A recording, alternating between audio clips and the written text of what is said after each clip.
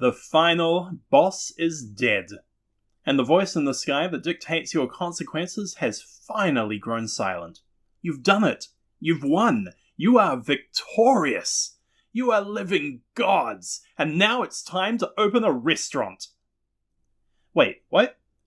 Ha, no, but it's true. The incredible spells at your disposal mean that not only is running a restaurant the natural progression from the life of adventuring, it's practically a crime if you don't. As for the martial classes, well, they always need people to collect the hats and coats and count the money. Sorry, non-casters, this video isn't really for you. I'm hoping that this isn't a shock, seeing as all of my videos are about magic. But then, intelligence is often a dump stat, so... Look at the pretty ball. Go fetch the ball.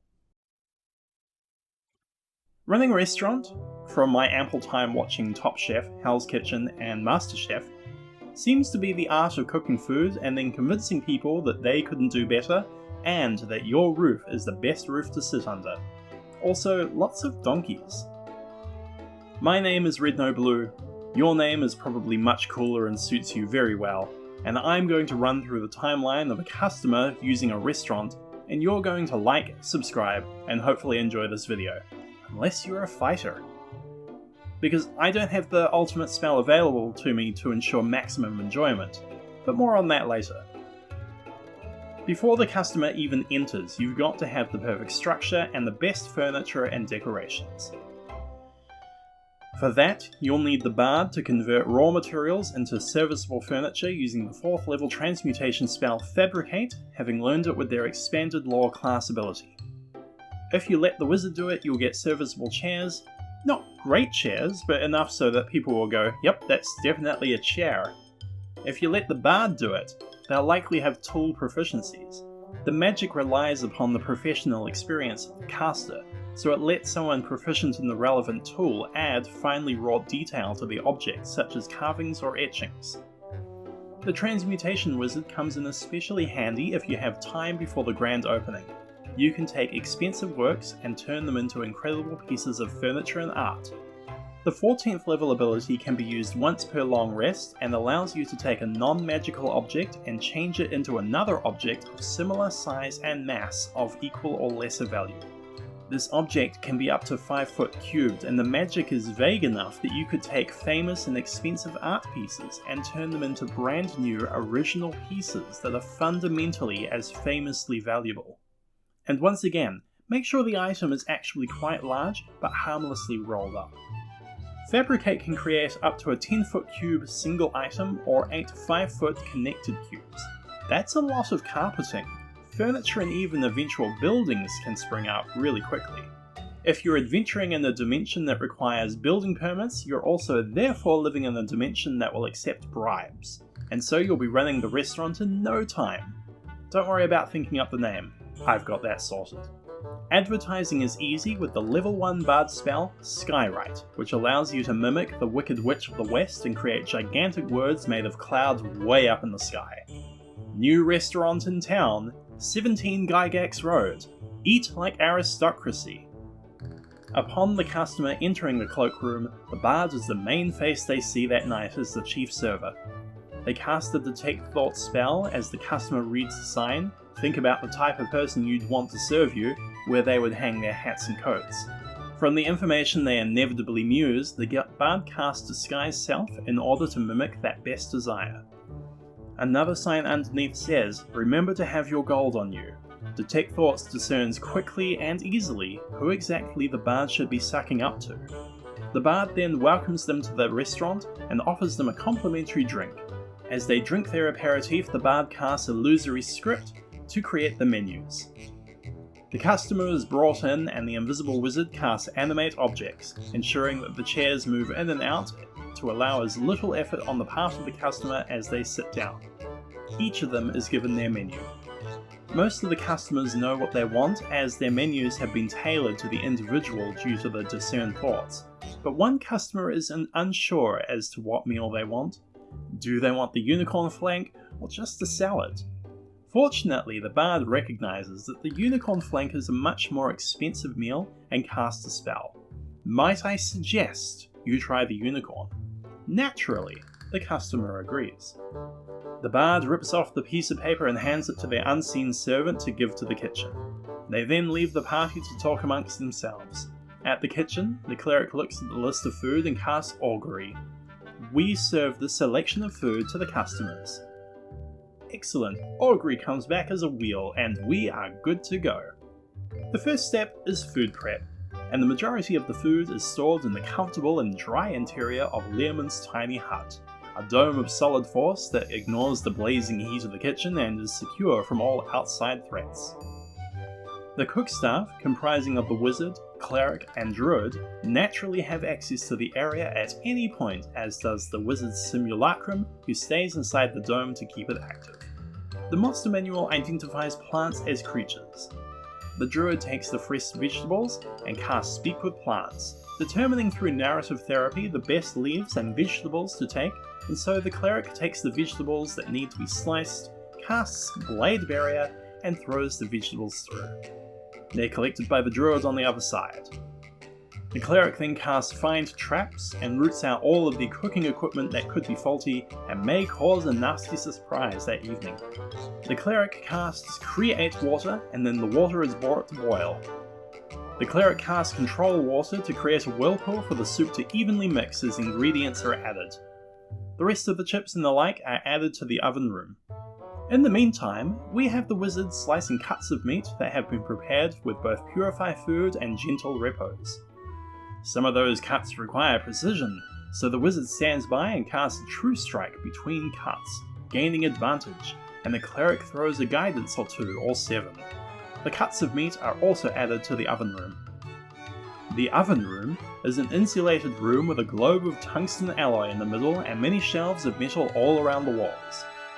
What needs to be cooked is placed in the relevant tray, and then heat metal is cast on the alloy. The spell states that the metal glows red hot, and glowing means that there's radiative heat.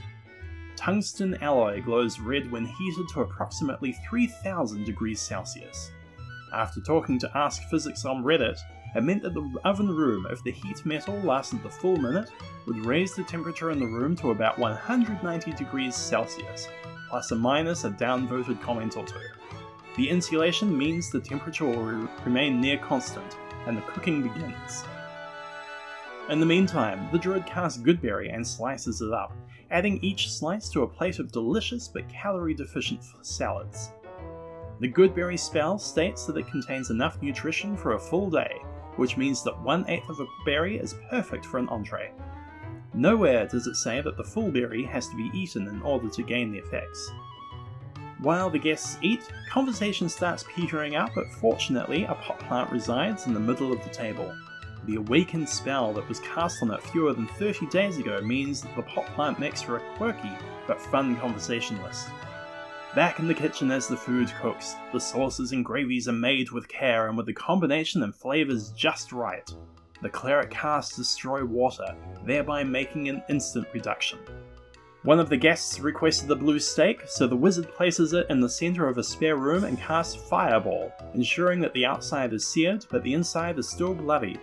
According to Reddit Cooking, regardless of the temperature, assuming it's not the strength of the sun, there's such a thing as heat penetration duration, so even a fireball will not char the meat. The soup is cooked and the spices have been prepared. It needs a little bit more something, and the bard walks by and casts Knock, thereby unlocking the flavour. Soup is served. The unseen servant carries it out. Back at the kitchen, tensions are running high. Normally a battle for the fate of the world is over in 30 seconds, and this has taken much longer than that so far. The cleric sees the conundrum and casts Calm Emotions. The party takes a moment to reflect, and then they're back at it. The druid, being the sous chef, has a hand in everything and needs some time to catch up with the main courses ready to be plated. The wizard therefore casts Haste on the druid. The wizard prepares for dessert by casting Demiplane, creating a world of very low temperatures and controlled with the druid's Control Weather spell. The wizard activates their secure chest to get at the expensive spices and treats. The main courses are put together and sent out.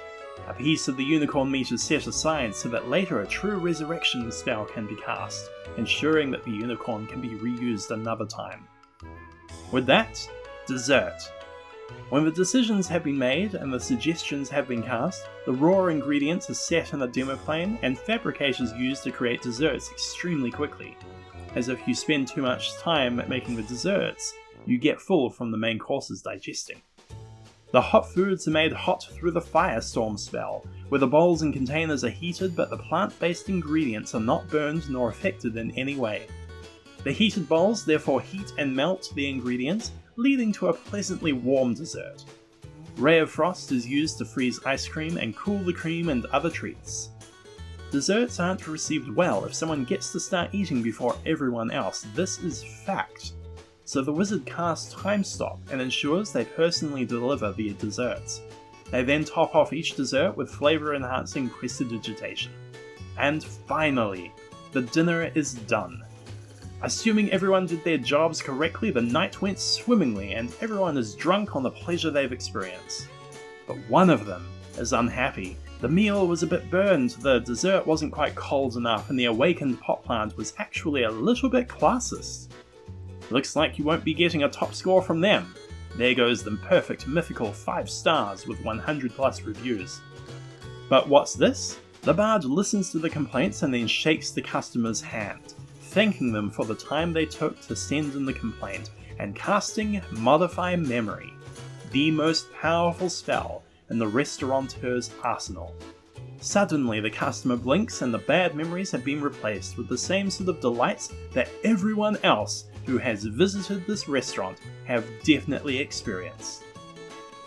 As the group goes to pay, the bard casts their mass suggestion. Naturally, the meal was good enough for a 20% total cost tip. And there you have it. The best use of an adventurer's time is to create a restaurant that can create a meal of a lifetime for the low price of 42,000 gold pieces, spell components included. Coming up next, we're going to be looking at the history of time magic, gravity magic, and then maybe even fate magic in the realms and beyond, because there's a book that purportedly wraps these 3 aspects together in a new form of magic. So I think that we should take a look at what has come before. Thank you very much for listening, and to be continued.